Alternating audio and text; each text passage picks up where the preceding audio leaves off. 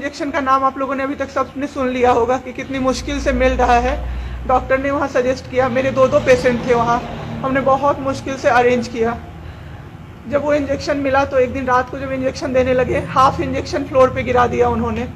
हमने कहा कि इतना महंगा इंजेक्शन है, इसी का असर होके ठीक होते ये आपने कैसे गिरा दिया। उन्होंने कहा कि 50,000 का भी गिरा देता ना तो तुम कुछ नहीं कर पाती अभी। हम लोग चुपचाप वहाँ से सर हट गए। थोड़ी देर बाद वहाँ पे मेरे हस्बैंड को मैंने देखा कि उन्होंने 2-3 बार पॉटी किया था, यूरिन पास किया था, कोई क्लीन करने नहीं आ रहा था सर। 6 घंटे से वो उसी गंदगी पे पड़े हुए थे। उन्होंने मुझे फिर फ़ोन किया, बस फ़ोन कर पाते थे सर, बोल भी नहीं, बस मिस्ड कॉल आती थी, मैं समझ जाती थी कि कुछ परेशानी है उनको। जब मैं गई तो मैंने देखा पूरे गंदे बेड पे मेरे हस्बैंड 6 फीट 2 इंच के सर, पूरे गंदे पे वो सोए हुए थे सर। मैंने ज़बरदस्ती सबको बुलाया। एक आदमी था ज्योति कुमार करके, ज्योति कुमार, सब लोग ध्यान से इसको कवर कीजिए। ज्योति कुमार एक कंपाउंडर था वहाँ पे। कौन से हॉस्पिटल का नाम? Glocal hospital Bhagalpur. Jyoti Kumar compounder है वहाँ का, मतलब जो अटेंडेंट सब होते हैं ना वो है, लड़की नहीं है लड़का है ज्योति कुमार। उसको मैंने रिक्वेस्ट किया कि भैया प्लीज़ आप मेरे हस्बैंड की मदद कर दीजिए, रात में ये लोग रुकने नहीं दे रहे हैं मुझे अपने पास, इनके पास। उसने बोला ठीक है ज़रूर मदद करूँगा, ये कह के, और मैं अपने हस्बैंड से बात करने लगी, इशारे से ही वो बात कर रहे थे, मैं बोल रही थी। अचानक से मेरा दुपट्टा खिंचाया बहुत ज़ोर से। मैंने सोचा क्या हो रहा है, जब मैंने पीछे मुड़ी तो मेरे कमर पे उस आदमी का हाथ था और मेरा दुपट्टा वो ज्योति कुमार खींच रहा था।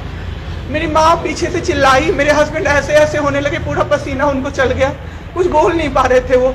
जब हम लोग ठीक थे ना, मैं बाहर निकलती थी ना, कोई मुझे ऐसे देखता था ना नॉर्मली ही तो कहते थे आंख निकाल लूंगा, क्या सोच के इसको देख रहे हैं। और मेरे हस्बैंड उस दिन बेड पे पड़े हुए देखते रहे कि मेरी वाइफ का कोई दुपट्टा खींच रहा है। और जब मैंने उस आदमी को देखा ना तो वो मुस्कुरा रहा था। मैंने ऐसे दुपट्टा खींचा और मैं कुछ नहीं बोल पाई डर से कि मेरे हस्बैंड यहाँ पे है, मेरी माँ यहाँ पे है, ये लोग कुछ कर देगा, इस डर से मैं कुछ नहीं बाहर निकली। मैं बाहर निकल के मैं दम से बैठ गई। वो आदमी मेरे पास फिर आया, मुस्कुरा के बोला मैं ध्यान रखूंगा। मैंने बोला ठीक है भैया आप ध्यान रखना। मैंने कुछ नहीं बोला उसको, कुछ भी नहीं। 2-3 दिन बाद ऐसे ही कोई सुविधा नहीं, कुछ नहीं। मेरे हस्बैंड की तबीयत उस दिन से बिगड़ी जब रात के 2 बजे में मेरी मदर के बगल वाले बेड पे एक अंकल, मास्क उनका हट गया था और वो अंकल चिल्ला के नर्स को बुला रहे थे और मेरी मम्मी चिल्ला रही थी जल्दी आइए ये मर जाएंगे, जल्दी आइए ये मर जाएंगे। कोई नहीं आया और अंकल ने दम तोड़ दिया। ऐसे 3-4 लोग उस 2-3 दिन के अंदर दम तोड़े हैं बिना केयर के, बिना नर्स के आए। सारी नर्स टेबल कुर्सी लगा के सो जाती थी, कहती थी पागल हो गए हैं हम ही, अब मर जाएंगे इस कोरोना के चक्कर में, अब तो क्यों जॉब कर रहे हो, छोड़ दो, आपकी जगह कोई और आ जाएगा। उसके बाद वहाँ से बाई पैप वहाँ उस हॉस्पिटल में नहीं अवेलेबल था। मेरे हस्बैंड की तबीयत एक दिन बहुत ख़राब हो गई, उन्होंने मायागंज रेफर कर दिया, भागलपुर मायागंज हॉस्पिटल। हम लोग अभी मायागंज आए, मायागंज की और हालत ख़राब, आईसीयू में 4 बेड था। मेरे हस्बैंड के बगल वाले बेड पे 4 लोग 6 से 7 घंटे में 4 लोग खत्म हुए। क्यों खत्म हुए?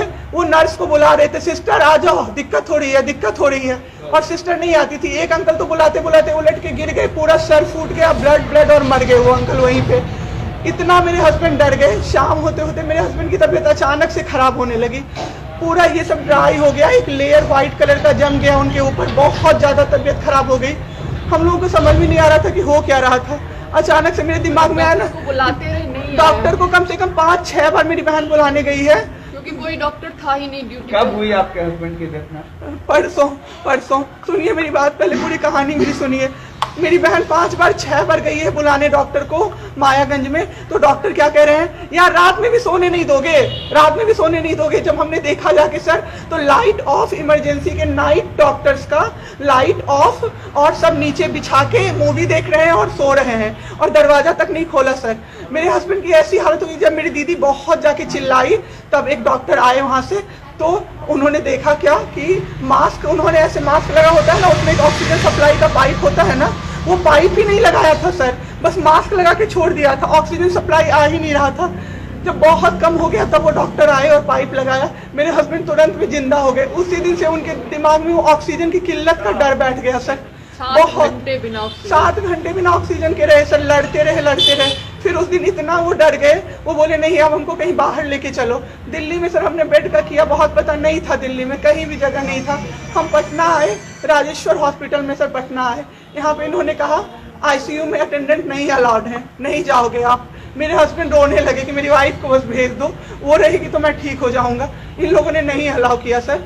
आज मैंने देखा एम्बुलेंस से हम लोग भागलपुर से पटना आए थे राजेश्वर, रास्ते में उनको 3 बार पॉटी हुई थी सर। उसी गंदे बेड पे उनको 4-5 घंटे राजेश्वर में सुलाया रहा।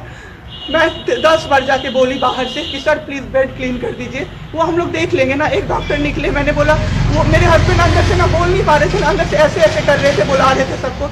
मैंने कहा सर वो बुला रहे हैं किसी को बाहर से, तो एक डॉक्टर मुझे कहता है अरे छोड़िए ना, वो छोड़ा तो ऐसे ही बौखला रहा है जब से आया है।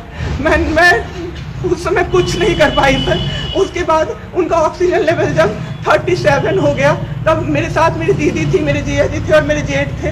तब मैंने अपने जीजा जी को बोला कि अब मेरे से नहीं रहा होगा, मुझे किसी तरह से अंदर भिजवाइए। तब उन्होंने ज़बरदस्ती मुझे अंदर भेजा और 37 से 74 मैंने कर दिया 10 मिनट में। मेरे बाबू का ऑक्सीजन लेवल मैंने बढ़ा दिया। उसके बाद इन लोगों ने मुझे बोला, मैंने बोला सर अटेंडेंट अलाउड है, सारे के अटेंडेंट बैठे हुए थे। तो एक डॉक्टर ने मुझे बोला अटेंडेंट अलाउड नहीं रहेंगे तो कैसे काम चलेगा, सब तो कोरोना से बीमार पड़ रहे हैं, हम लोग कितना देखें, हम लोग क्या मर जाए खांसते खांसते सबको देख के, बैठिए चुपचाप और देखिए। 15 दिन तक सर एक टेबल पे एक लगातार मैं बैठी हूँ। आज 1 महीना पे मैंने ब्रश किया है सर, 1 महीने पे ब्रश किया है मैंने। बाबू को बहुत ठीक कर दिया, इतना स्ट्रॉ लगा के सर, मास्क के अंदर से स्ट्रॉ लगा के बाबू को मैंने जूस दाल रोटी सब कुछ पिलाया सर। इतने ठीक हो गए ना कि जो डॉक्टर फर्स्ट डे बोला था ये बचेगा नहीं, वो डॉक्टर सर 3-4 दिन बाद कहता है टचवुड क्या कर दिया आपने इनके साथ, ये तो एकदम ठीक हो गए, गजब का फाइट दिया आप दोनों ने मिलके। मुझे क्या पता था कि मैं फाइट दे रही हूँ और ये लोग मेरे बाबू को खत्म कर देंगे। इतना ऑक्सीजन का किल्लत सर, मेरा बाबू डर गया बहुत ज्यादा। ऑक्सीजन सिलेंडर देखता था और कहता था हाँ वो खत्म हो जाएगा, वो खत्म हो जाएगा। मैं कहती थी नहीं खत्म होगा बाबू। 1.5 घंटे के लिए सर ऑक्सीजन सप्लाई बंद रहता था। बाद में हमें पता चला ये लोग ब्लैक मार्केटिंग कर रहे हैं अंदर में ऑक्सीजन सिलेंडर का। जो अस्पताल वाले हैं ना, वो ऑक्सीजन सप्लाई बंद कर देते थे ताकि बेचैन होके लोग खरीदें उन्हीं से। हम भी खरीदे सर, मैंने भी खरीदा, क्या करते हमें भी तो चाहिए था। परसों सर सुबह में हमारे पास एक ही सिलेंडर था, पाइपलाइन बंद हो गया। मेरे हस्बैंड को बाईपैप लगा हुआ था, उनको 2 सिलेंडर से जाना था, एक ही सिलेंडर था। सिलेंडर मांगते मांगते कहीं नहीं मिला सर, मेरे हस्बैंड खत्म हो गए सर। मेरा बाबू चला गया हमको छोड़ के। आपके साथ यहाँ पे भी सर, यहाँ पे राजेश्वर में डॉक्टर अखिलेश गंदे गंदे इशारे कर रहा था मुझे सर। चलता था ना तो मुझसे सट के क्रॉस करता था सर, मैं इग्नोर कर देती थी कि मेरा हस्बैंड है यहाँ पे, वरना अगर बाहर होता चप्पल खोल के मैं मारती सर ऐसे इंसान को। वहाँ पे मायागंज हॉस्पिटल में डॉक्टर्स, कोई भी डॉक्टर नहीं आता है, कोई सीनियर डॉक्टर नहीं, जूनियर डॉक्टर नहीं, और पेशेंट की सिर्फ एंट्री कर देते हैं कि फिजियोथेरेपी किया गया। ये बेबाबू नाक का क्या करते हैं, नेबुलाइज किया गया, 4 बार नेबुलाइज किया गया, कोई चीज़ नहीं होती है, सिर्फ पेशेंट की एंट्री कर देते हैं। एंट्री सब किया हुआ रहता है कि ये बड़े डॉक्टर आए, ये बड़े डॉक्टर आए, उन्होंने पेशेंट को देखा, नेबुलाइज किया, फिजियोथेरेपी हुआ, पेशेंट को कुछ नहीं, मतलब सीपैप पे पड़ा हुआ पेशेंट, और उसको देखने के लिए 24 घंटे में कोई नर्स नहीं आती है। रूम बंद करके और सब सोते रहते हैं। दरवाजा ठकठकाइएगा तो चिल्ला के बोलेगी दूर भागो यहाँ से, कोरोना पेशेंट के यहाँ से आई हो, हम लोग अभी रात में नहीं आ सकते। हम लोग क्या मर जाए पेशेंट के लिए? कोई नहीं आता है, कोई नहीं आता है देखने के लिए किसी को। ये लोग 26 तारीख को आए पटना। मैम आपके साथ जो ये सब हुआ है, गलत हुआ है, इसकी शिकायत आपने किसी को की है? अभी किसको करे सर, परसों तो मेरा बाबू गया है, परसों शाम। क्या चाहती हैं सरकार से, क्या? अभी सबसे पहले तो मैं चाहती हूँ कि सारे जगह ये, सबसे पहले तो मुझे कोई प्लेटफॉर्म मिले जिसपे मैं ये बोल सकूँ टीवी पे जाके, ताकि लोग बचें। अब जिसके साथ जो हो नहीं हो वो तो सेकेंडरी है। हमारे जैसे जो लोग उसमें पड़े हैं ना, जो ये छोड़ के भूल जाते हैं कि पेशेंट का ख्याल डॉक्टर्स रखेंगे, वो जाके अपने पेशेंट का ख्याल रखें, नहीं तो सब मर जाएंगे सर, सब मर जाएंगे। एक डॉक्टर एक दिन आए राजेश्वर में, कहते हैं अरे ये बेड अभी तक नहीं खाली हुआ है, मतलब ये आदमी अभी तक नहीं मरा है। एक आदमी के बारे में आप सोचो सर जरा सा, आप सोचो सर जरा सा। मेरे हस्बैंड को वेंटिलेटर पे नहीं रखा सर, वो शायद बच जाते। और जब मेरी एक फ्रेंड है डॉक्टर, उसने बात की कि आपने वेंटिलेटर भी क्यों नहीं रखा, तो झूठ कह रहे हैं कि फैमिली वालों ने मना किया। हमें कोई सजेशन नहीं दिया गया कि वेंटिलेटर पे आप रख सकते हो, कुछ भी नहीं सर। वो बस वेट कर रहे थे कि ये बेड खाली